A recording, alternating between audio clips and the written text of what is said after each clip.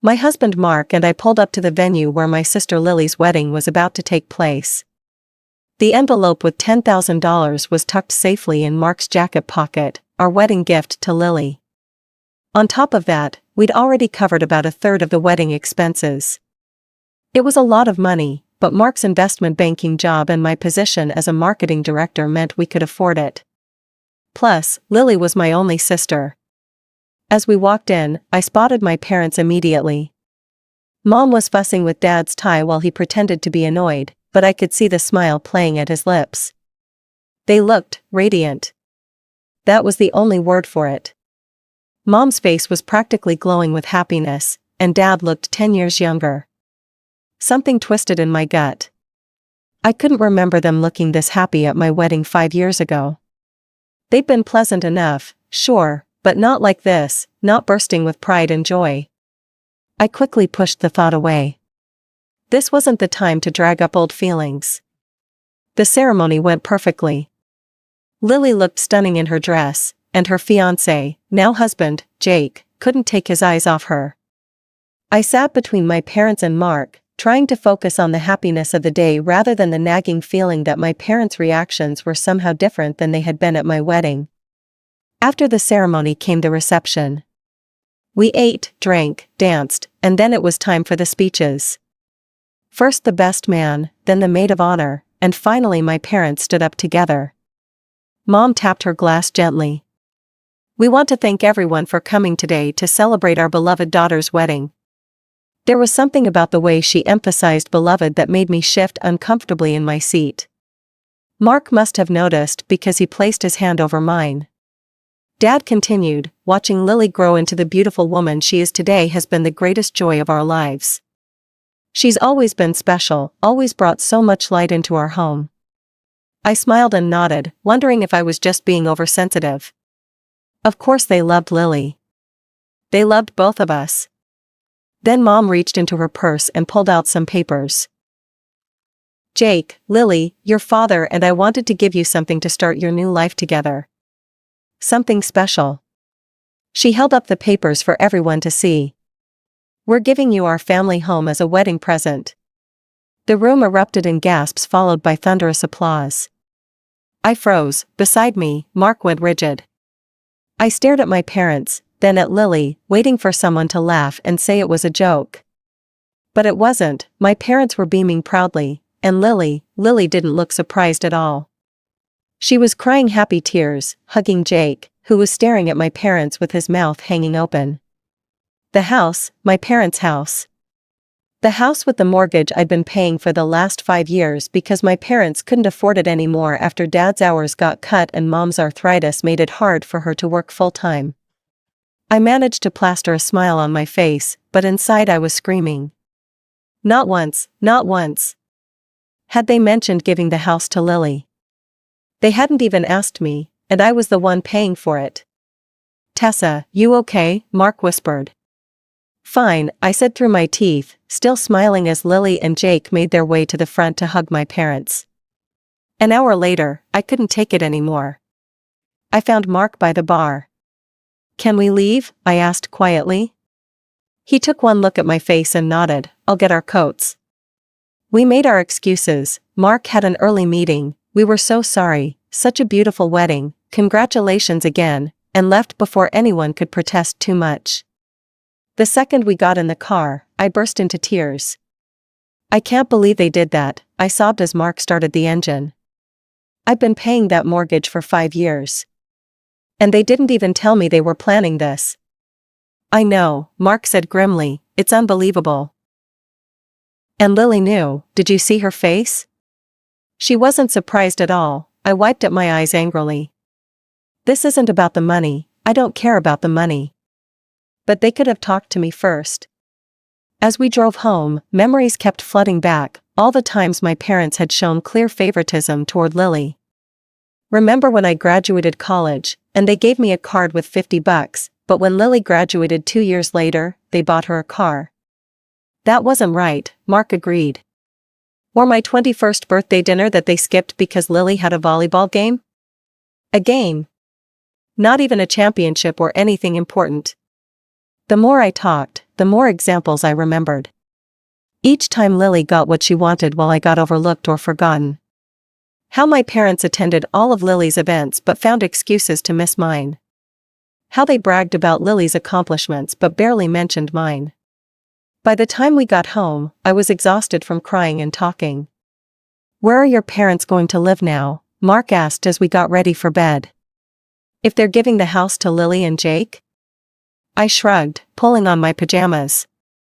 "I have no idea, that's not my problem anymore." I turned off the light and rolled over, trying to ignore the ache in my chest. For the next 3 weeks, I went to work, came home, and tried not to think about the wedding or the house or any of it. Then one evening, my phone rang. It was my mother. Against my better judgment, I answered. "Tessa, honey," Mom said, as if nothing had happened. "We're having a family dinner this weekend. Your sister and Jake are back from their honeymoon, and we'd love for you and Mark to join us."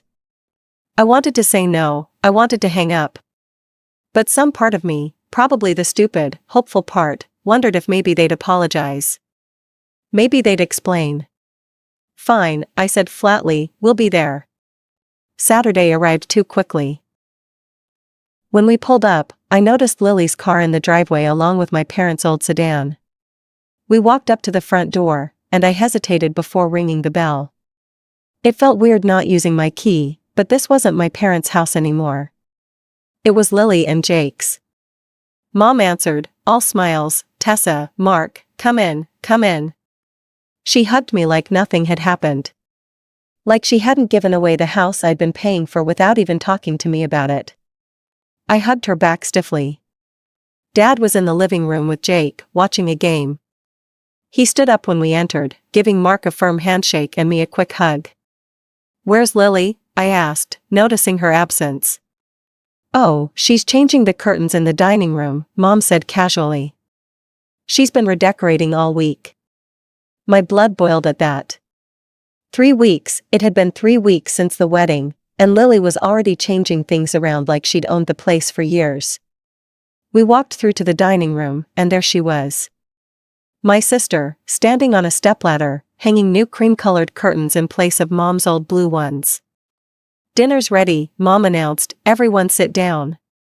We took our seats, me between Mark and Dad, with Mom and Lily across from us and Jake at the end of the table. The food looked good, Mom's special pot roast with all the trimmings, but I had no appetite. The first 10 minutes were filled with Lily and Jake describing their honeymoon in Hawaii in excruciating detail. I picked at my food and nodded occasionally, while Mark asked appropriate questions to keep the conversation going. Finally, when Lily paused to take a breath, Mom cleared her throat. "So, we wanted to talk to you about something, Tessa," she said. "Well, as you know, we've given the house to Lily and Jake as their wedding present." "Yes, I noticed," I said flatly. Mom continued as if she hadn't heard the edge in my voice. "The thing is, they're a young couple starting their life together. They need their own space." I remained silent, waiting for her to get to the point. Dad shifted uncomfortably in his chair. "What your mother is trying to say," he said, "is that we can't live here with them. They need privacy." "I see," I said, still not sure where this was going. "So where are you planning to live?" Mom and Dad exchanged another look. I noticed Lily suddenly became very interested in her mashed potatoes. "Well," Mom said slowly, "we've been thinking about it, and we've decided we're going to move to your vacation home. It's the perfect size for us, and it's in a nice, quiet area." I set down my fork and knife carefully. The vacation home they were referring to was a small cottage I'd bought with my own money before I even met Mark. I'd saved for years to afford it, working overtime and weekends. It was my special place, somewhere I could go to escape the city. And occasionally, I let my parents use it when they wanted a weekend away. "Let me get this straight," I said, keeping my voice level. "You gave your house, the house I've been paying the mortgage on for 5 years, to Lily. And now you think you're going to move into my vacation home? Without even asking me first?" "Tessa," Dad said, frowning, "be reasonable. Where else are we supposed to go?" "That's not my problem," I said, "you had a house. You gave it away without consulting me, even though I've been paying for it. And now you expect me to just hand over my vacation home to you? It's not like you use it that much, Lily chimed in. I turned to her, unable to hide my anger now. Are you serious right now? It's my property, I bought it with my money. I get to decide who uses it and when. Mom's face had gone pale. You can't mean, you're not saying no, are you? That's exactly what I'm saying, I replied, no. You are not moving into my vacation home, not now, not ever. The table fell silent, then Mom's face crumpled. How can you do this to us, she cried. After everything we've done for you. We're your parents. Yes, and as my parents, you might have thought to discuss this with me before giving away a house I was paying for and deciding to take over my property. You don't have the right to refuse us, Mom said, her voice rising. We have nowhere else to go now. You actually have your house, I pointed out. The one I've been paying the mortgage on for 5 years. But you gave it to Lily, so now it's your problem to figure out where to live. Lily slammed her hand on the table. God, you're so cruel and greedy. You've always been jealous of me because Mom and Dad love me more. You've always been envious of our relationship. I stared at her, stunned by her outburst. Then I turned to her, suddenly calm. If Mom and Dad love you so much, and you love them so much, then why don't you let them live here with you? This is a 4-bedroom house, plenty of room. Lily's mouth snapped shut. She looked away, suddenly finding her plate fascinating again. That's not the point, she mumbled. Jake and I need our privacy. And I need my vacation home, I countered. Sounds like we both have needs. My parents started talking over each other, telling me how wrong I was, how disappointing, how selfish.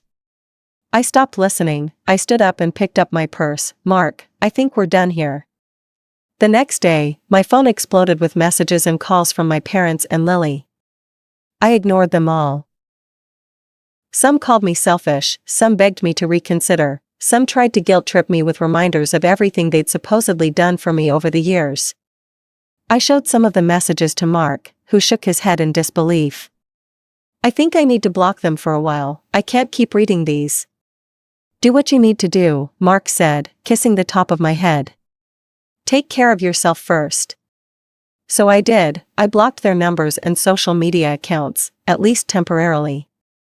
I needed space to think, to process everything that had happened. 2 weeks passed in blissful silence.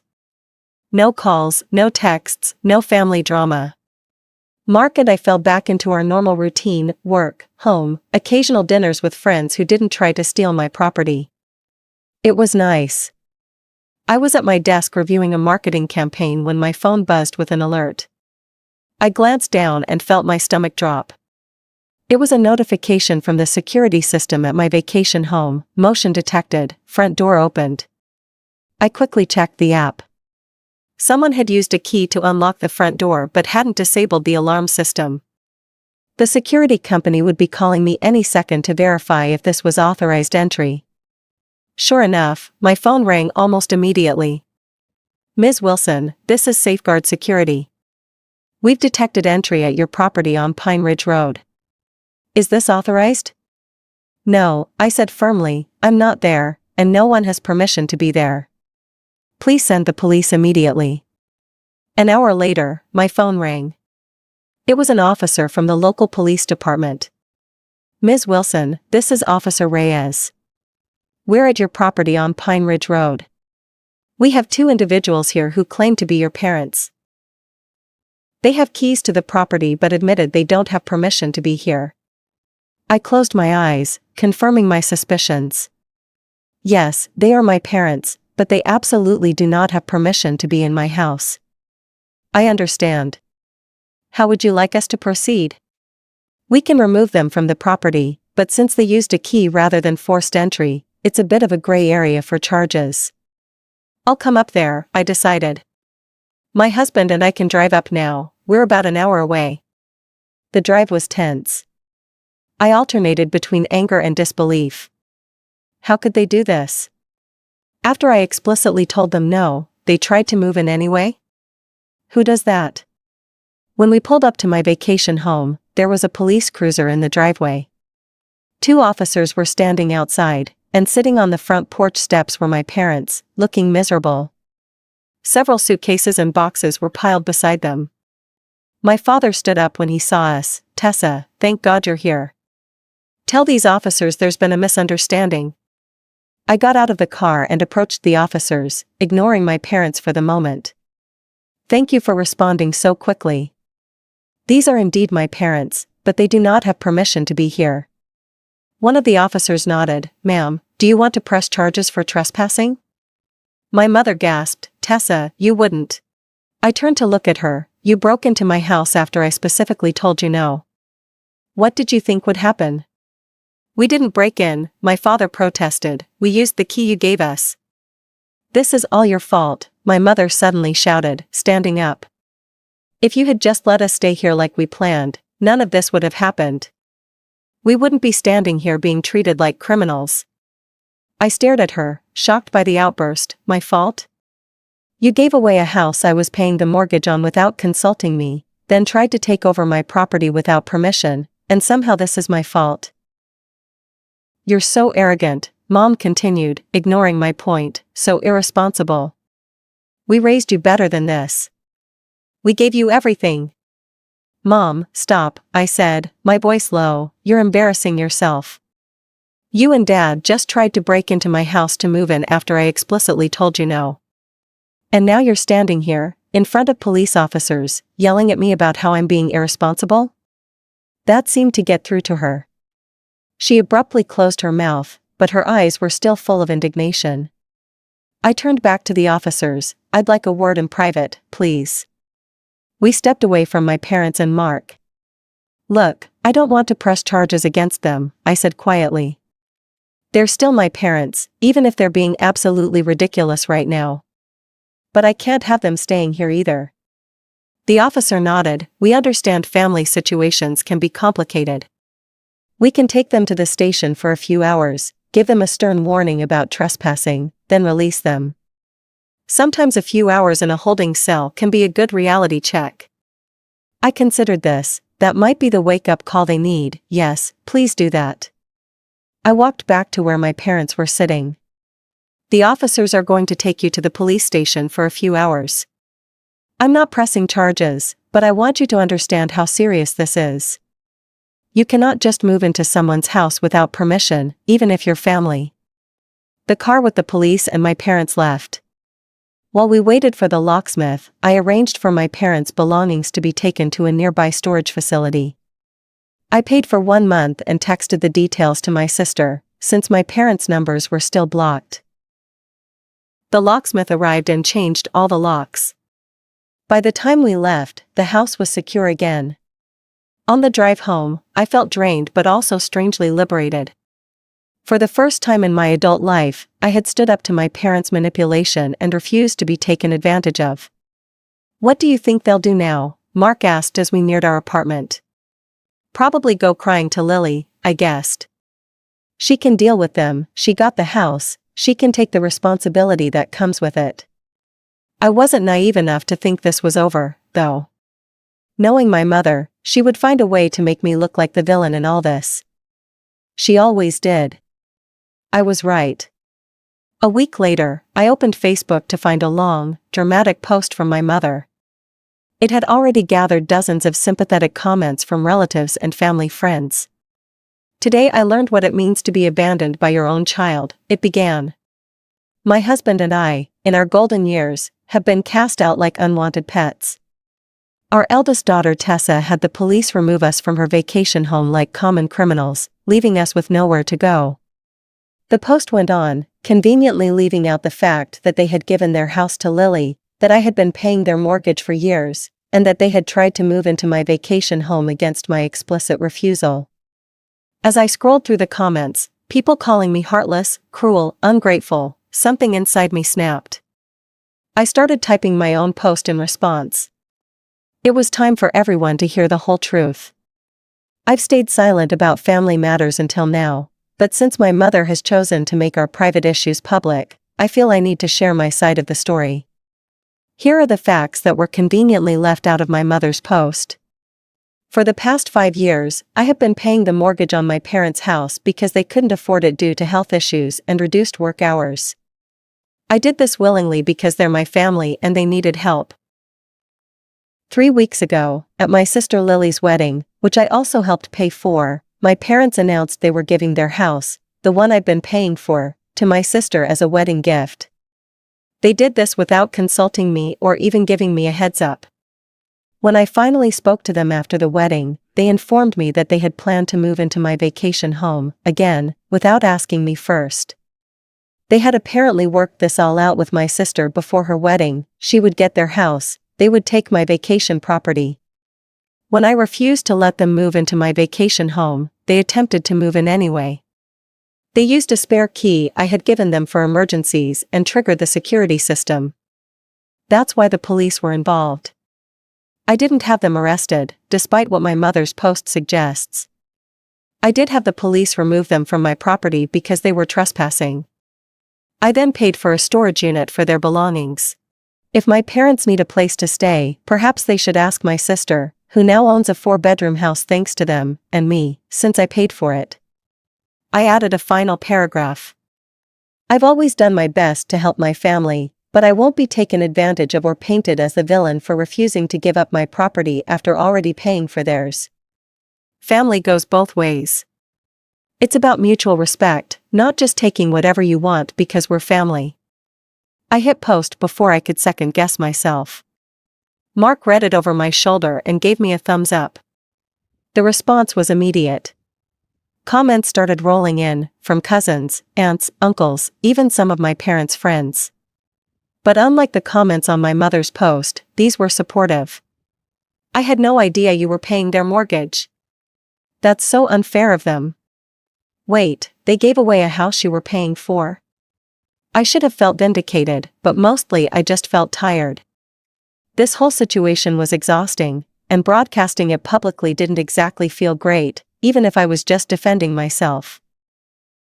2 days later, my cousin Jessica called me. "Hey, I wanted to check on you," she said. "Your parents tried to go back to their house, Lily's house now, but she wouldn't let them in." I sat up straighter. Seriously? Yeah, apparently she told them it's her house now and there's no room for them. They're staying in some crappy apartment now, and your mom had to go back to working full-time to afford the rent. I didn't know how to feel about that. Part of me thought they deserved it. This was the situation they had created for themselves. But another part of me still felt a pang of sympathy. They were still my parents, even if they had treated me unfairly. After we hung up, I told Mark what Jessica had said. "It's just karma," he remarked. Yeah, I agreed, but I don't feel as satisfied as I thought I would. That's because you're a good person, Tessa. Unlike some people we could mention. Over the next few weeks, my parents tried to contact me several times. I saw their names on my phone but couldn't bring myself to answer. I wasn't ready. The hurt was still too fresh. One night, as Mark and I were getting ready for bed, he asked me, "Do you think you'll ever forgive them?" I thought about it, maybe someday, not for their sake, but for mine. Carrying around all this anger isn't healthy. And Lily? I sighed, that's more complicated. She knew what they were planning, she was part of it. And then she turned them away when they needed her. "At least you know where you stand now," Mark said, pulling me close. "No more illusions about who's important to them and who isn't." He was right. As painful as this whole experience had been, it had torn away the pretense. I'd spent years trying to win my parents' approval, trying to be as special as Lily was to them. Now I knew that was never going to happen, and strangely, that knowledge was freeing. The next morning, I saw another call from my mother. This time, I let it go to voicemail. Tessa, her voice was different now, smaller, less demanding. We made a mistake, a big one. I know you're angry, and you have every right to be. But please call us back, we need to talk. I deleted the message without calling back. Maybe someday I'd be ready to hear their apology, if that's what they were offering. Maybe someday I'd be ready to have them back in my life, on new terms with clear boundaries. But not today. Today, I was still learning how to put myself first, something I should have done a long time ago. As for my vacation home, I decided to list it for rent. The extra income would be nice, and I liked the idea of the place being used and enjoyed rather than sitting empty as a reminder of everything that had happened.